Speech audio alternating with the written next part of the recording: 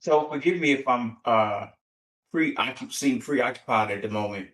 I remember how we were talking about or have on the table the concept of the sober living homes. Yeah. So Miss V sent us something earlier in the week about the transition homes for veterans. And so veteran transition housing.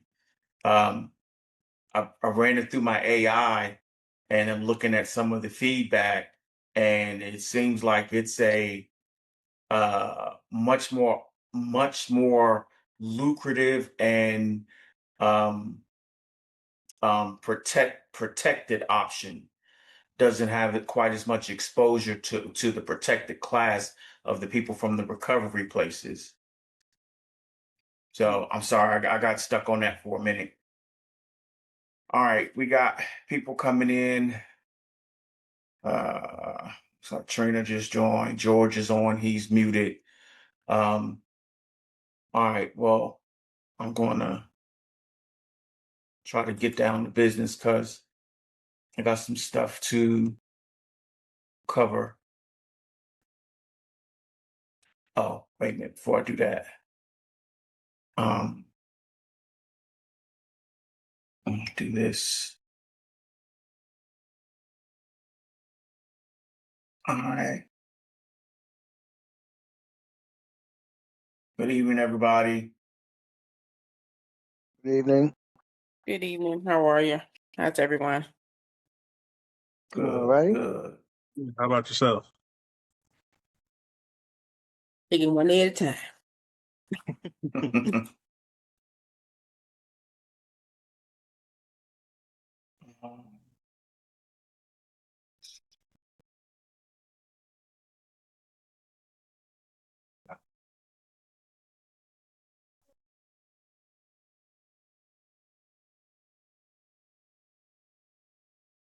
All right. Can everybody see in their chat where I just dropped a PDF? Did that come through? You see it, Junior? Okay. All right. So that's the PDF um, that goes along with the session that we're about to finish up on the training that we had last week. So I'll also drop it on the um, on the app tomorrow as well. So let me share my screen and we'll jump into this.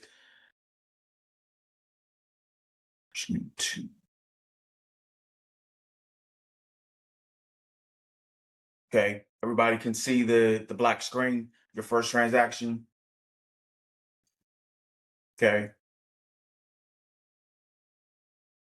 All right. So where we picked off about 4 weeks ago was we went through some training on cryptocurrency and the blockchain. We talked about several different things, and so you should have a handout from that as well. Um, One of the things from where we left off was trust without the middleman. What the blockchain is, the transparency that is tamper-proof record places the bank, the broker, and the middleman, replaces the banker, broker, and the middleman, and that blockchain is the road, cryptocurrency is the one car on it. Um, so Bitcoin, all of the cryptos are actually built on the blockchain, which is the technology, digital ledger, fully transparent. Um, and then we talked about a coin versus a token. The coins are native to their chains.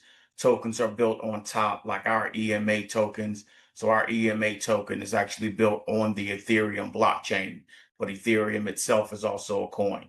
So just some refreshers from that. Um, Tonight we wanted to cover some of the questions we were getting last week as far as how to get started and things like that. Um, what were some good exchanges and things like that to deal with. So wanted to just run through this, and then that's going to lead us into another section. What a wallet actually is, it doesn't hold your money. It doesn't store your coins in your wallet. your wallet holds your access. The wallet stores the keys that prove that the Bitcoin or the crypto or whatever's on the blockchain is yours. But the coins themselves actually live on the blockchain. They are part of that ledger that we talked about that, goes from one block to the next. And so when you have access to those keys, you have access to your cryptocurrency. Now, if you lose the keys, you lose access. There is no place that I'm aware of to where if you lose your password to your wallet or anything like that, you can email and ask somebody to reset a password. To my knowledge, that does not exist. So you always want to be protective of your access, which is generally uh, done by what we call a seed phrase. And what a seed phrase will do is it'll literally give you about 12 words. They're generally basic words, pillow, closet, sheets, or whatever. But it's the combination of those 12 words that actually become your access or your keys to your wallet. And so if you ever get locked out, let's say on your computer, as long as you have the seed phrase, you can go to another computer or your cell phone and still get access to your wallet having your seed phrase. So that's something you want to be very, very protective of. When you're dealing with wallets, make sure you look at custodial or self-custody. Custodial means the exchange holds your keys for you. It's easier to start. It's recoverable if you lose your password, but you're trusting them with your assets. Self-custody is you hold your own keys, full control, full responsibility. Nobody can freeze it. Nobody can recover it for you. So real quick, one of the differences was that is if you have a wallet on, let's say, a Coinbase or some other exchange, they actually have control of your wallet. Um, if for some reason they went down, I don't know what would happen to your assets or anything like that. So um, the difference, the opposite of that is what's called a hard wallet, and it looks like most of them look like little USB drives, or now they're making them to look like little credit cards. And so when you download your crypto onto these cards, you're taking them off of the internet and having them in solely your possession. And so nobody can, hack it or exchange it or lock you out of it. It becomes yours. And so that's what's considered self custody versus custodial. But as you're getting your wallets, and if you want to put them on exchanges, learn on a reputable exchange with small amounts, and then move to self custody as your confidence and your balances grow. Okay. Any questions about any of that? No? Okay. Excuse me, choosing where to buy. What makes an exchange reputable is one that is registered and regulated to operate in the U.S. Long public track record, years and not months. If you see something about a new exchange that just started that's offering all these different things, beware of that. Your ones that have been around for 5, 10 years or better are the ones that are more safe, i.e., a Coinbase or a Binance. Um, the publishes proof of reserves, clear fee schedule you can find before you sign up, real customer support with a real phone number. Those are the things that make an exchange reputable. If you want to get on to start to, move crypto around, walk away if you see promises of a guaranteed or fixed returns. Is George on here? I don't see him. George and I, when we first got started in crypto, we got suckered into one of those scams, and we both lost quite a bit of money behind it.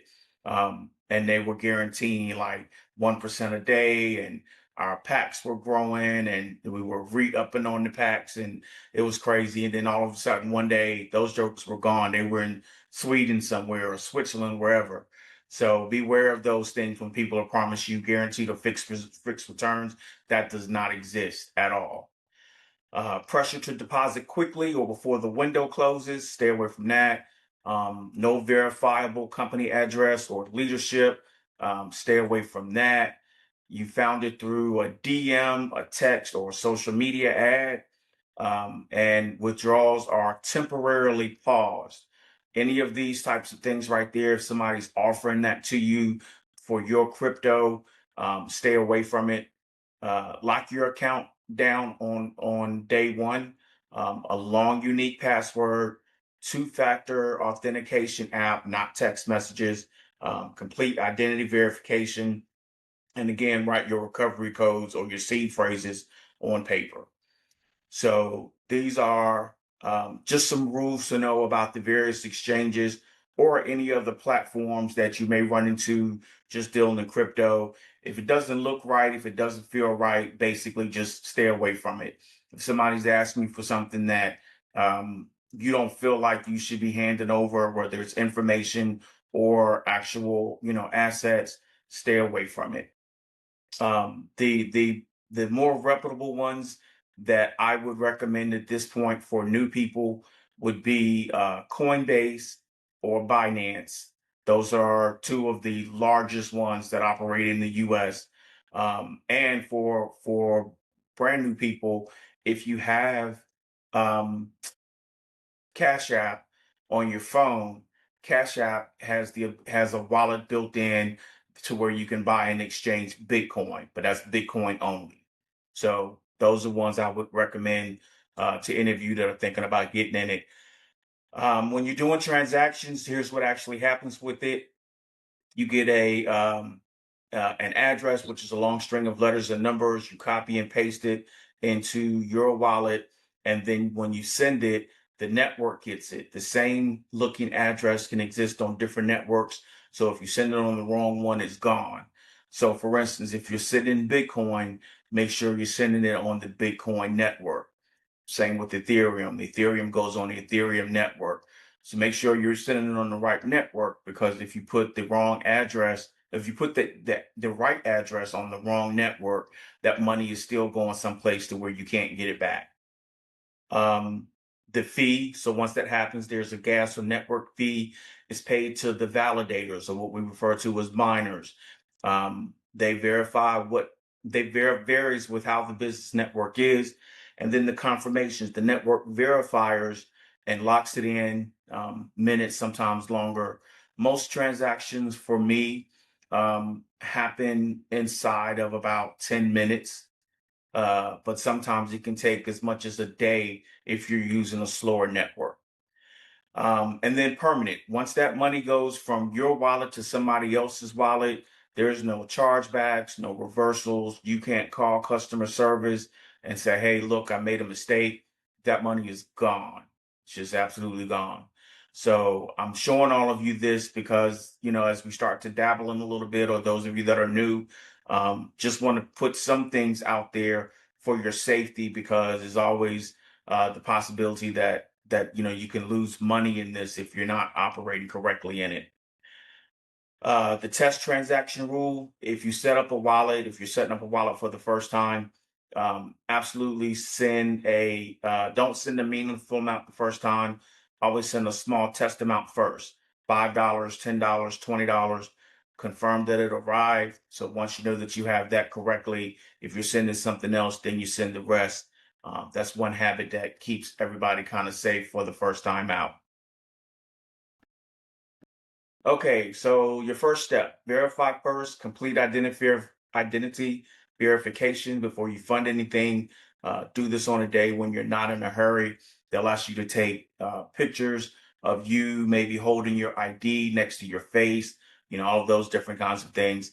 Once you get through that process with your wallet or exchange, then you fund the account.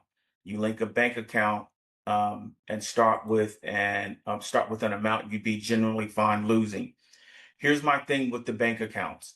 I have separate accounts for anything that I use with, crypto or anything that's connected to something outside of my own hands. I have a totally separate account for that I can quickly transfer money into and send or fund or do whatever. But I would never, ever, ever recommend connecting your crypto wallet or your exchange, any of these things, to your primary checking or savings account. I wouldn't recommend that. Um, like I said, I have a secondary account that I can just shift money quickly and then use that to send stuff out. But if it's coming from the other end, the reason for that is coming from the other end. If a hacker were to attempt to get into your account and that was leading to your checking account, they're going to come to an account that doesn't have a lot of money in it, right? Not your main account where you're paying bills and stuff out of. So that's just my recommendation to keep you safe. Um, to have separate accounts for funding your account. Buy small, first purchase, you know, it's not an investment. It's really you just kind of testing it out. So you're buying the experience of doing it. Number four, find your address, locate and receive your address in the wallet. Copy it, don't retype it. These addresses for wallets are very, very long. I would say it might be about 50 characters or more, at least 25 to 30 characters, letters, numbers, and all that kind of stuff. If you try to type that in letter by letter, it's a good chance you could miss a letter, whatever. So generally, I recommend doing transactions from your computer or laptop so that you can copy and paste. Most apps have it on the phone too now where you can copy and paste it, but I would not recommend trying to type that long string. Trina, are you asking a question? Yes. Do you have a dummy account that you can kind of show? I mean, I'm listening to you, but I'm following the words, but until I see it, I won't, it's hard for me to understand, I'm visual. So, Okay. Well, let me get through this and then I'll see if we can give that a shot. okay, thank you. Good question. So yeah, send a small amount first and then confirm it, look it up on the Block Explorer, see your own transaction on the public ledger and make sure that happens. So these are your first steps, your first time trying to send some crypto or even buy crypto for that matter. Are there questions other than the one Trina had? Okay.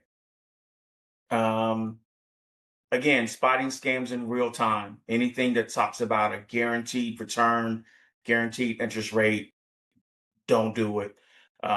If they're reaching out to you first and they have something you don't know who it is, stay away from it. If somebody's pushing you, rushing you, hey, this window closes by midnight. So if you're going to get in, you got to get in now. Don't do that. Um, Send to verify, make sure there's a process that requires you to send crypto to prove your own crypto.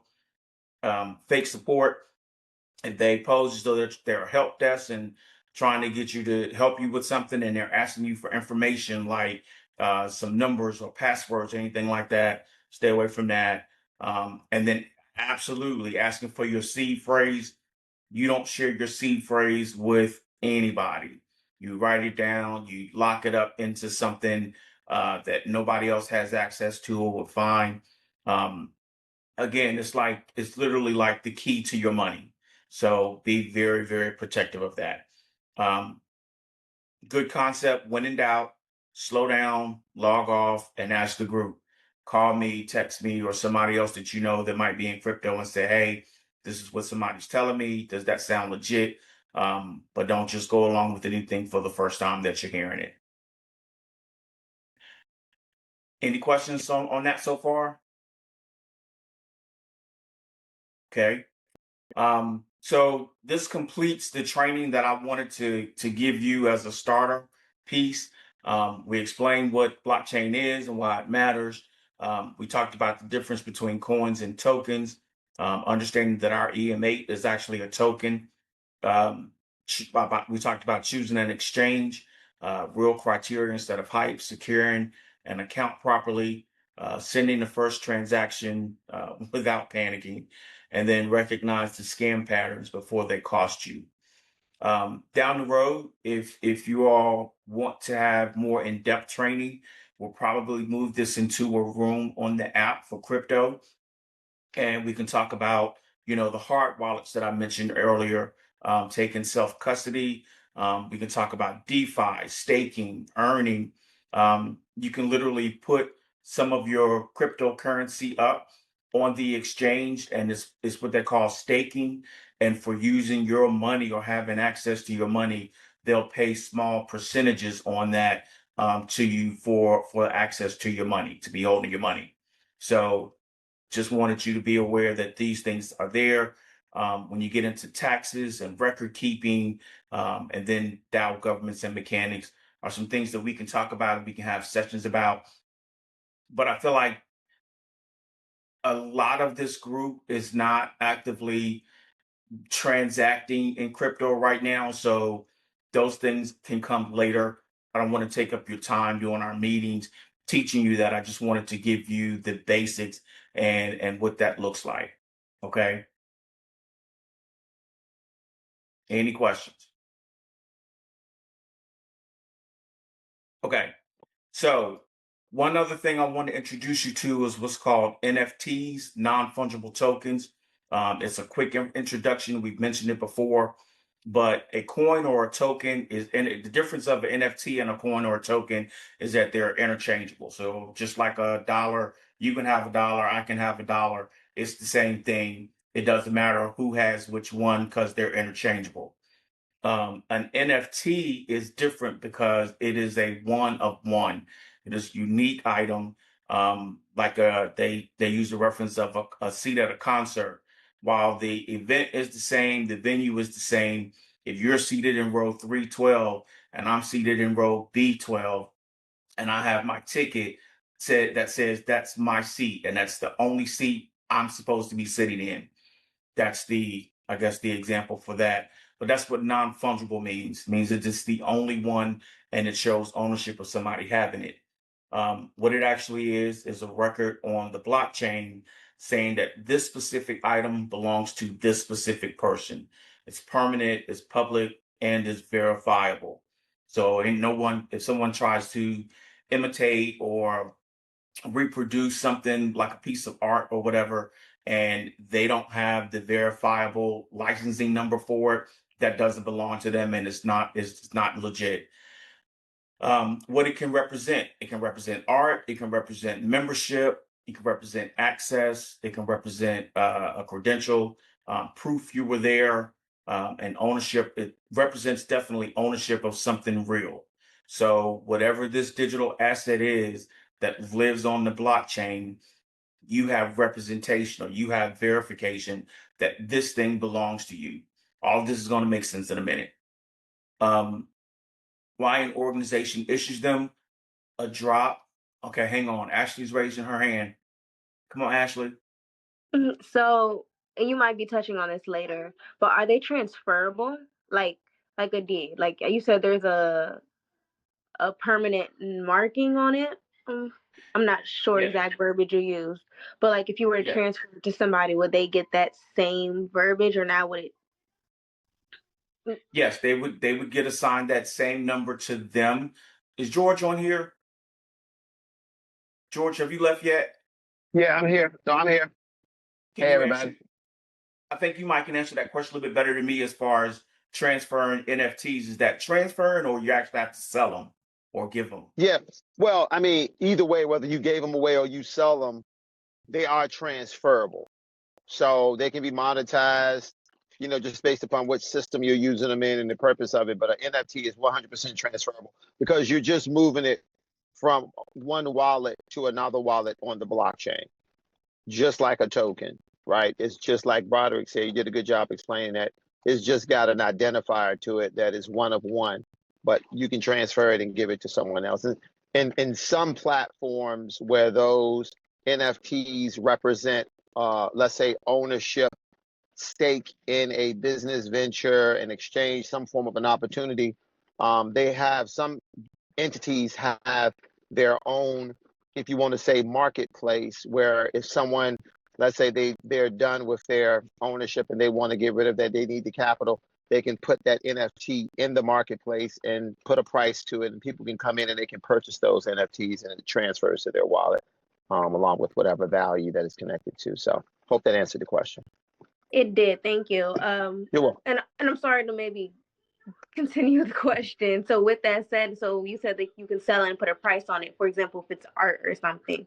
Now, do you put your own price to it, or is there like a blanket value that everybody understands like is reasonable for that It's specific NFT? we're, we're about to get to that, but I will answer that with a short version.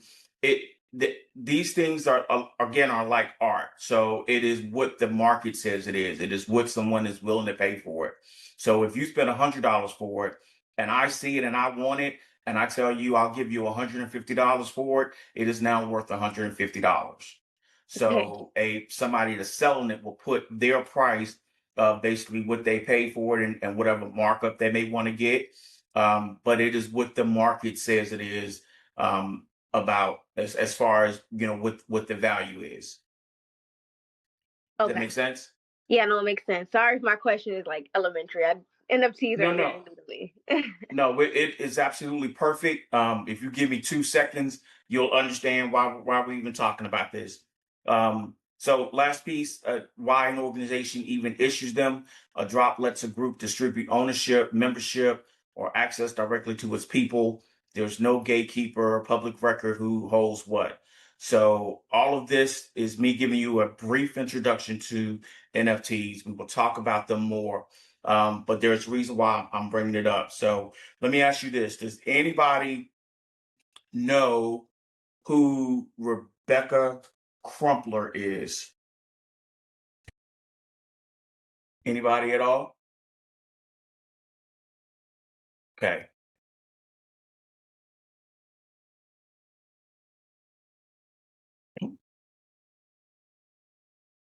Not me. Huh? No, I would just say no. No, I don't know that. Who that is? Okay. This is, can you all see this image? The lady on the gold Yep. card. This Yep. is Dr. Rebecca Lee Crumpler. She was the first Black woman to earn an MD in the United States in 1864. This is our first NFT series. Our collection is being dubbed the Heritage Collection, and each series within there will be different series within the collection. So the next one we do won't look exactly like these. Um, as you see at the top, George mentioned there you'll see a 1 of 10. We have 10 people, Black Brick Society, gold trim. We can do lots of different things with these. The plan at this point is to put these online on August the 30th, um, which is because that is, Thurgood Marshall's. It was the day Thurgood Marshall became the first judge on the United States Supreme Court. So there's a connection there. We'll go through this collection with you and let you see it, and then we'll talk about it a little bit more. So we have Dr. Rebecca Lee Crumpler. This is Charlotta Bass. She was the first Black woman to own and operate a newspaper in the United States in 1912. This man is Eugene Bullard. He was the first African American military pilot. He flew in 1917. This lady is Maggie Lena Walker. I think a lot of us may know her. She's the first woman of any race to charter a U.S. bank in 1903. Number 5 is Alice Coachman. She was the first Black woman to win Olympic gold, and she did that in 1948. Moses Fleetwood Walker was the first Black man in Major League Baseball in 1884. Most of us think that it's Jackie Robinson because that's what history kind of highlights. But this guy played baseball 60 years before Jackie Robinson did, and most of us don't know his name. Macon Boland Allen, first Black man licensed to practice law in the United States. He got his license in 1845. Charlotte E. Ray was the first Black woman lawyer in the United States. She got into the bar in 1872. Jane Boland was the first Black woman judge in the United States in 1939. And then this is Hiram Revels. He's the first Black U.S. Senator. He started serving in 1870 from the state of Mississippi. Ironically, he took the seat of not Jefferson Davis. Shoot, I forgot his name. I'll tell you in a minute though. So here's the thing. I'll come back to Jane Bolin. Each one of these is a piece of digital art. And so once we mint them and put them on the blockchain, we will sell them at $25 a piece. So to Ashley's point, that is the price that we're putting on this because we had to have the art created. We had to have these things converted into the right kind of files. We had to set up the series. We had to build this whole collection. And so for all of that, our price was set at $25, which is a really good base price, but it'll be our first time distributing these. And so each one will have, well, there'll only be 50 cards of this lady right here. So once those 50 are gone, then there are no more of this piece of art for Jane Bolin on the blockchain, printed by Black Brick Society. They'll come with a story, a piece of history about the lady. So let me tell you what would show up if you own one of these. Jane Bolin, first Black woman judge in the United States. In 1939, she became the first Black woman judge in the United States, appointed to New York City's Domestic Relations Court. She was also the first Black woman to graduate from Yale Law School and the first to join the New York City Bar Association. From the bench, she fought to end race-based assignment of probation officers and segregated child care services. She served for 4 decades, reappointed by every mayor of her era. So that is the story that would be embedded in this piece of art. Have its own serial number, its own code. And so once you buy it, you own that. So we're putting out a 500 piece series. Somebody have a question? Okay. We're about to put out a 500 piece series. There are 10 heroes, Okay. 50 cards each. Okay. And so, and get on the computer for the Google Meets. All right. You're welcome. Bye-bye. okay. So with that being said, the way this works is if we sell these things out, we sell all 500 cards at $25. That is $12,500 for the organization minus the cost, which at this point is less than $500.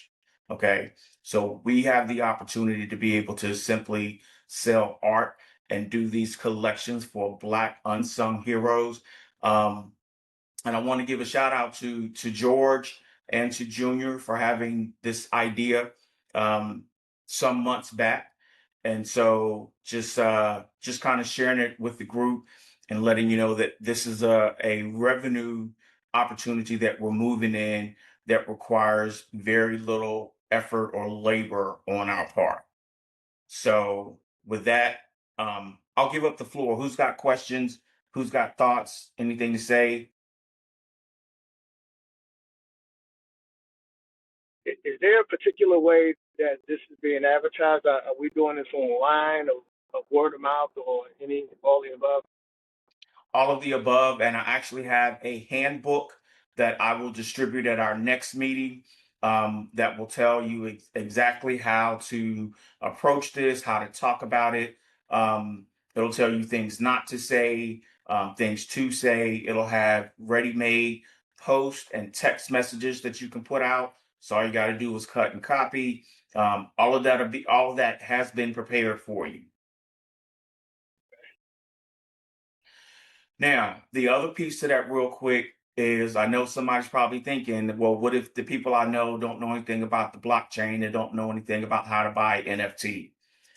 I'm working on at this moment where I am in this process is being able to have an offline option where someone can go to a regular website, buy this art, and have the voucher and all of that kind of stuff.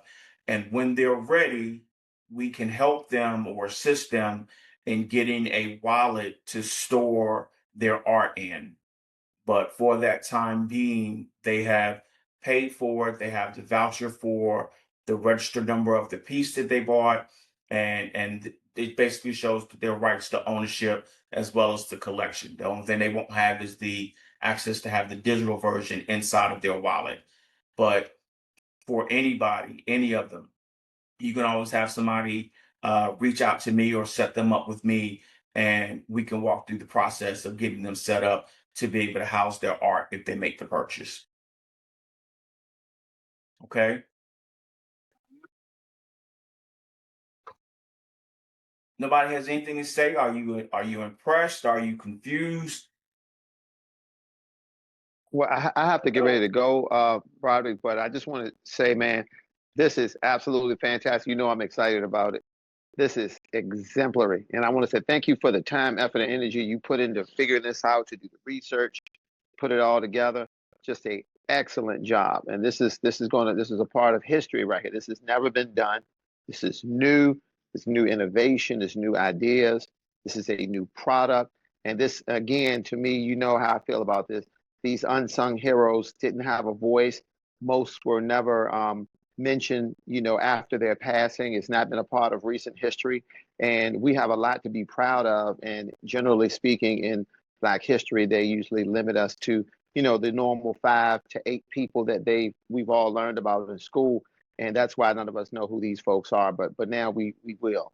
And this is going to be out here. And I just want to say I'm really proud to be a part of this, and appreciate what you did, and really excited about it. It's going to do very well. Thanks, George. And he nailed it on the head. Like, one of the things we want to do is bring not only our community, but the history of our community to the forefront. And so this gives people that may have never heard about these things the chance to own a little piece of history, a piece of digital art, if you will. And they'll have the rights to it. So whoever buys this 9 out of 10 number 37 card, no one else in the world can have that or will ever have that. Hmm. Interesting. Hey, Roger, I just wanted to say I second what George was saying, is that this is a really great idea, especially in the space of the NFTs, which, you know, have not become as popular over the last couple of years. I think this is a great way to reinvigorate and utilize it in a very effective way, especially for, you know, the younger generation and the older generation, but for the youngers, it's something that will actually give them a piece of education, something that I'm pretty sure they've never heard of, and then also have something that they can share with their older family members, like their parents, because they probably didn't even know as well. So I think it's something that would be great for a lot of the Black community to share amongst themselves in family settings. So I just want to say thanks again, man. This is a great idea. I really appreciate it. I appreciate that. Thanks a lot. And to that end, guys, like, if this can be a personal thing. I know for me, I'm going to do an NFT collection for both sides of my family.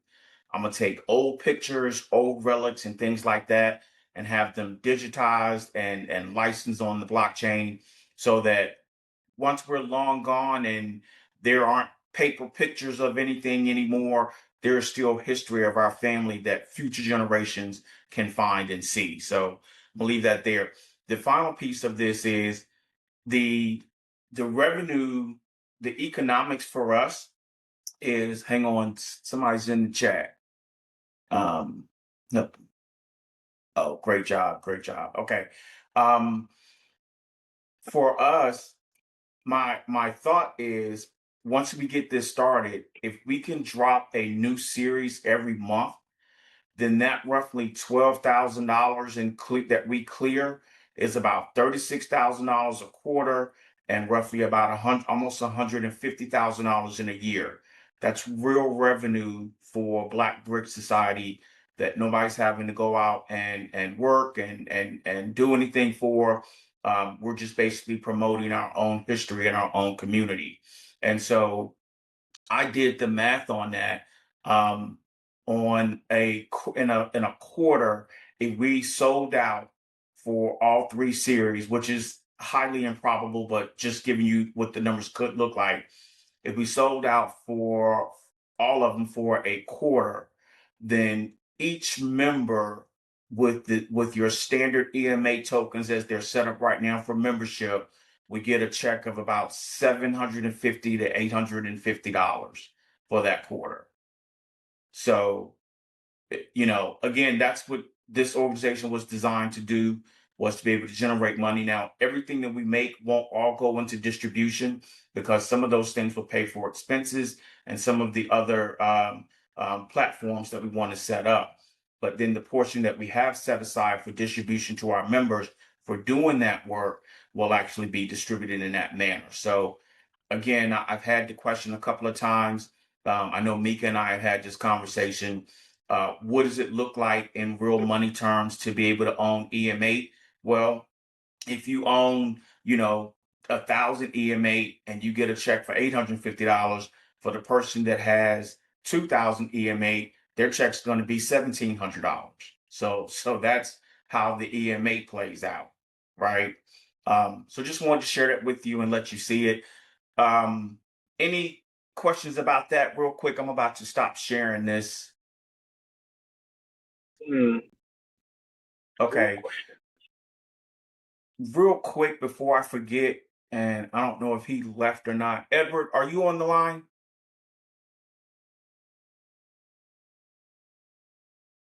Edward.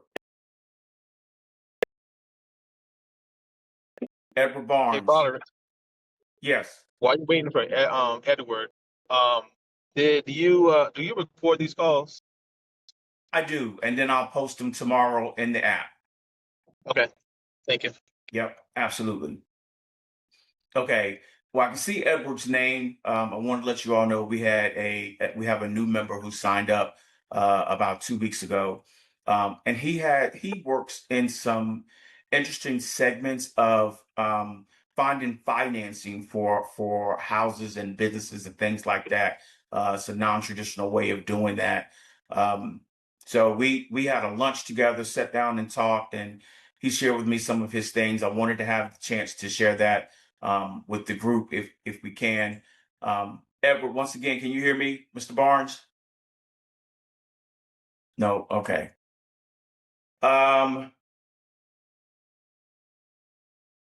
That's about all I have. I want to make sure we got through the training and that we talked about the NFT project. Again, that's scheduled to launch August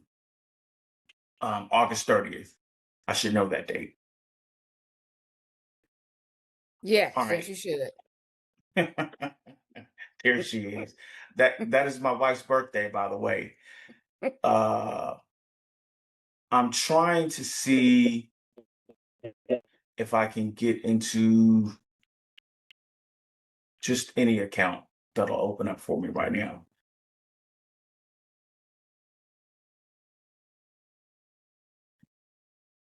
Bear with me, y'all. Somebody else can talk for a minute. I wanted to see if I can show you a live account, but it's scrupulous to sign in. You got to scan stuff and all that. So if somebody else has got something to say, have at it.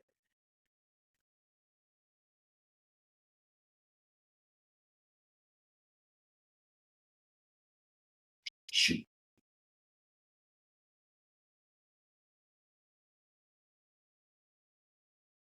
Mhm. Junior, what do you think? Seeing it. I was just thinking about the NFTs and the selection of people that we chose to do. It's actually people that I've never heard of, like the guy that played 60 years before Jackie Robinson. It's Mm-hmm. actually kind of mind-blowing. Yeah. So just proud of seeing, thoughts coming to fruition and seeing the NFTs and actually coming to life is actually kind of dope.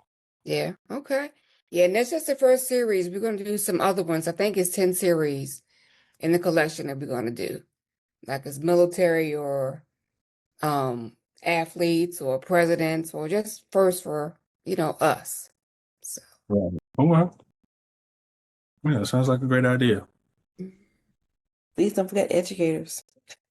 the educators will be in there, finance people.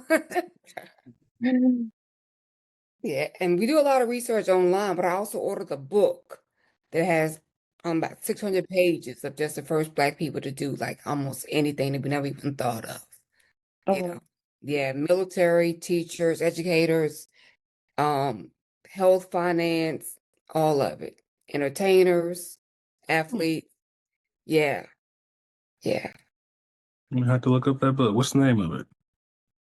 Don't stop me the line, Junior. Let me get it. Okay.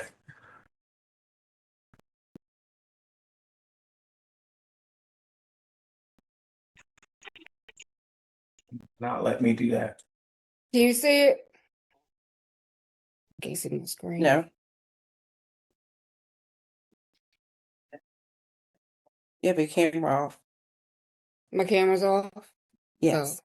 Well, that maybe why you can't see it then.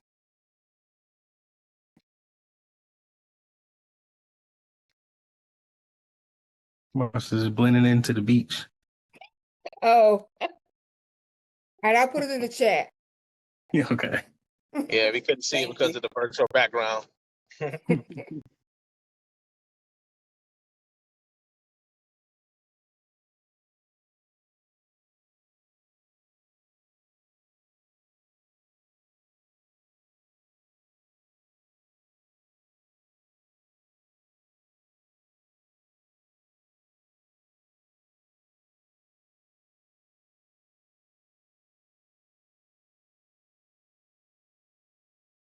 Shoot. All right, y'all. I might be almost there. Shoot.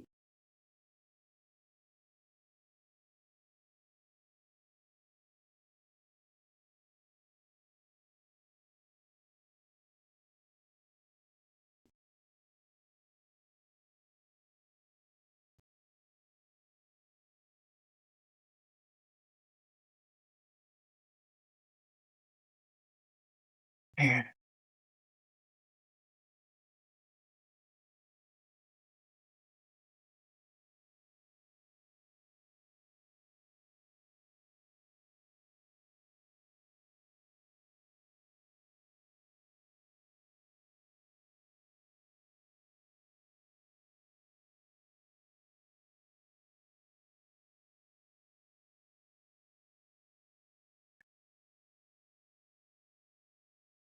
All right, so let this be a lesson now. When you're dealing with crypto, it is all kinds of security.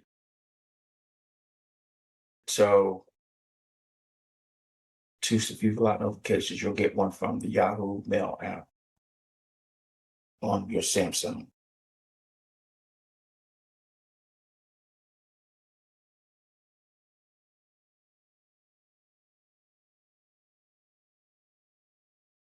Mhm.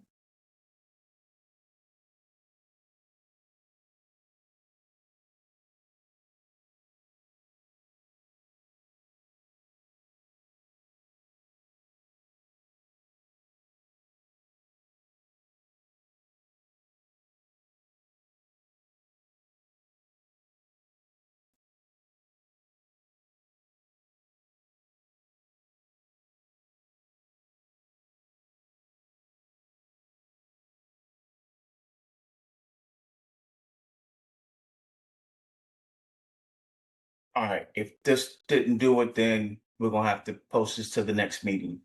Your device is confirmed.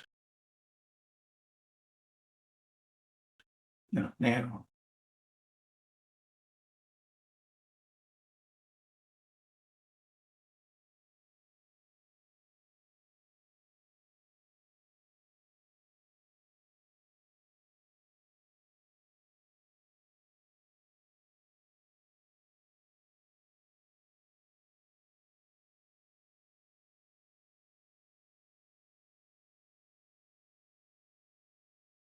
Okay.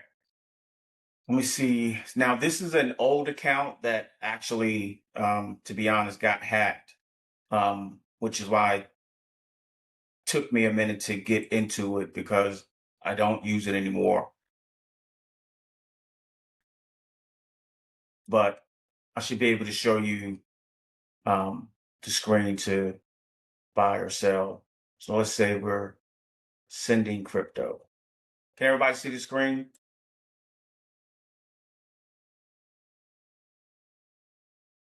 Anybody? Yes. Yep. Okay. Yes.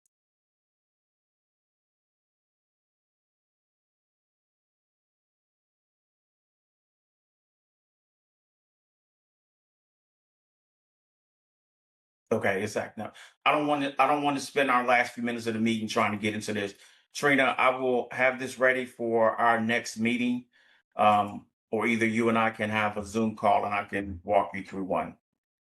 And Okay. I'll already have it pre-set up before we get on here next time. Okay. That sounds good. Okay.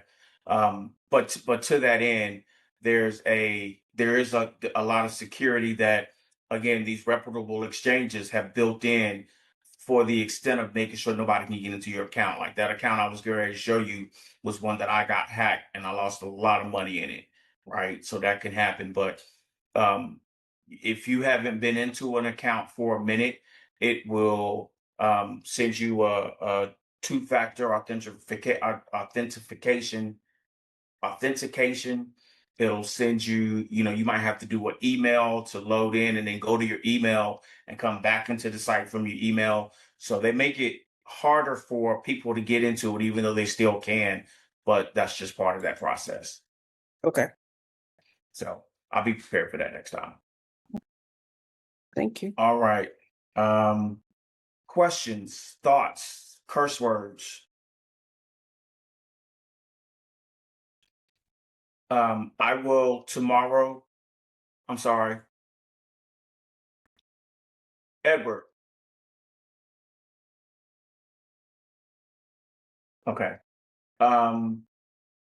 Tomorrow I will download the video, post it on the app. Everybody should have gotten the handout, but I'll post that tomorrow as well. I'm trying to think. Do I owe y'all anything else? Hmm. Okay. So yeah, I tell you what, that's even better. In our next session, what we're going to do is I will have one of my wallets open, ready to show you and all of that. And I want you all to be ready to do the same because I still don't have wallet numbers for everybody. So that tells me most of y'all probably haven't gotten your wallets. So we're going to do it together on a meeting session. And so that way I can know you guys have your wallets. Because I can't issue you your EM8 until because I need to do it as an airdrop, which would be to everybody. Like it just drops the whole thing out to all these individual wallets. And so until we have that, I can't get you your EM8. We're going to start making money, and your desire, your intent is to be able to participate in that revenue share. Then you have to have your EM8 to determine what your percentage base is. So we're getting to a point where we need that done if we're going to start talking about real money. Last thing I want to bring up, and MacArthur, you and I are going to need to have a separate conversation about this. But I mentioned it before as we were getting on. I know we have been talking about the sober living homes, and I put out some information that I had found probably about a month and a half ago when we said we were going to try to put this on the table and see if we want to move forward. And I was talking about a lot of the exposure.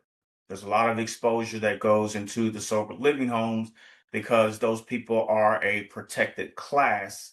So you have to treat them differently. You can't just treat them like a regular resident or tenant.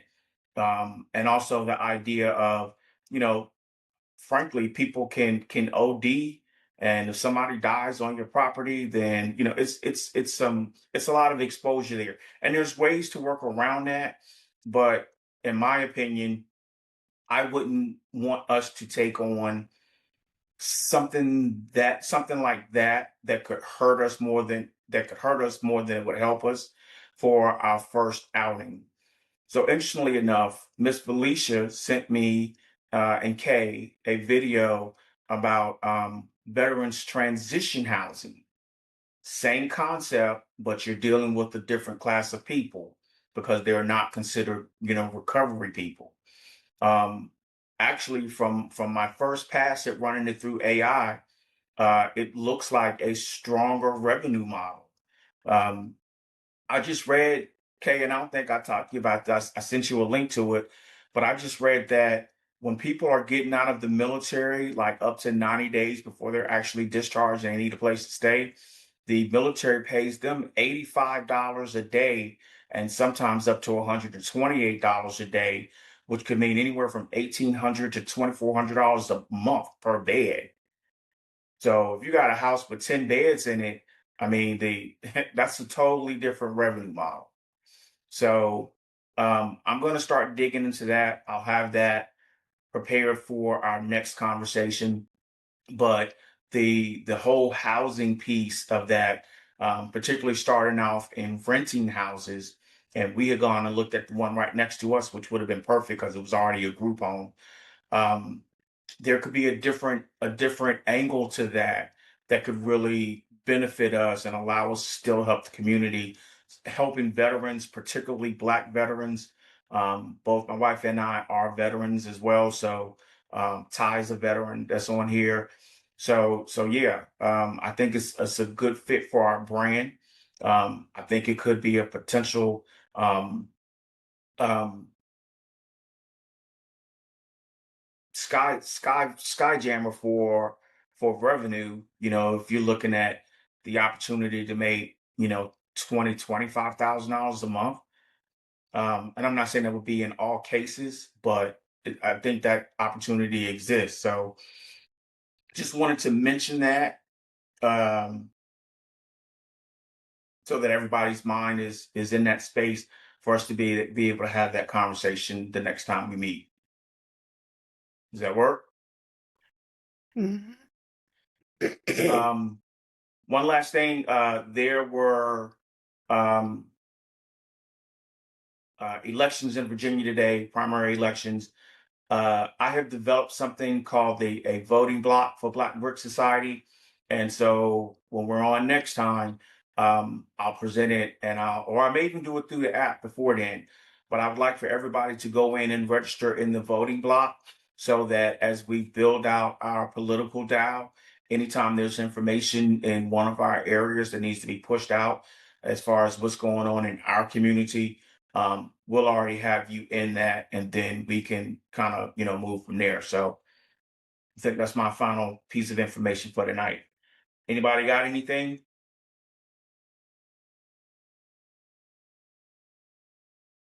Anybody got anything that they learned or found out about this week you can share with the group?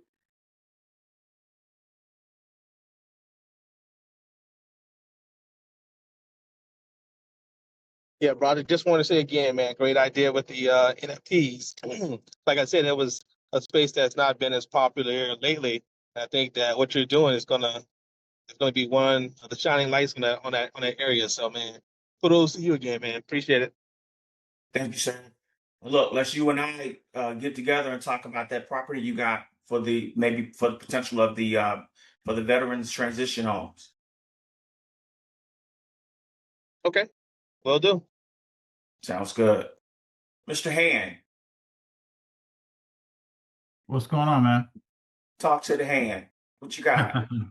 Man, I don't have anything. I'm just listening, man. I'm just trying to catch up. Looks like you've been doing a lot of homework, so just trying to catch up to everything, man. Okay. All right. Well, do me a favor as we go through our absences of our meetings from every 2 weeks. In the meantime, if something happens or you see something, like my nephew called me, he had an idea yesterday. But if you see something that you feel like can benefit the group, that hey, I saw this happens, or here's a tip for banking, or here's a stock tip. You don't have to wait for the meeting. Jump on the app. That's what it's for. It's supposed to be kind of like our own personal social media to where we can share information and communicate to be able to help and be a resource to each other. So and then we'll stop doing it on these meetings because we'll use the app more for it. Okay. I'm gonna do this as we part because it's 8:01, so my time is up. I'm gonna ask everybody to make one post on our mobile app between now and our next meeting. Just one post. It can be any piece of information or it could be a question. You know, hey, does anybody know how this works? Um, it could be a promotion of a business or service that you're doing. Hey, I'm offering this service, just wanted to let the group know. But I want to get us communicating more regularly than just these 2 weeks, because ultimately I want to move away from us having to meet every 2 weeks and maybe just once a month. And then our smaller groups can have their meetings internally. So that's the objective for that. Fair enough? Yep. All right. All right. Well, if nobody has anything, like I said, my time is up, so I'm gonna let you all go. But if you need me, you know where I am. I'm pretty sure everybody knows how to catch up with me. So I appreciate y'all for being on tonight. Hey Trace.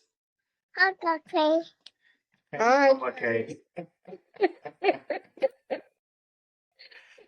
Oh man, that's a good end to the meeting. That's our grandson, y'all. So anyway, all right, man. I appreciate y'all. Thank you for coming out. God bless you and good night. All right, fam. Y'all take care. All right. Have a Thank great one. Ashley, Did you have one? I'm trying to get her to put Trace on the camera, but she gone already. Are, Bobby, are baby. you in Katrina? Are y'all part of the Black Chamber? No, No. no, we Is should be. that That's a good idea. so they have meetings near you. They have like a after evening meeting. Um, uh, I can give you the next one. It's in the Eventbrite, but they have it's like 7 o'clock or maybe six from 6 to 8, I think. And you just go out. It's a networking event. You know what? Post a link in the app. I saw your eyes get big when I told you to make a post. And That's easy. I'm gracious. trying. I'm here to help you out. Thank you. Yeah. I appreciate it.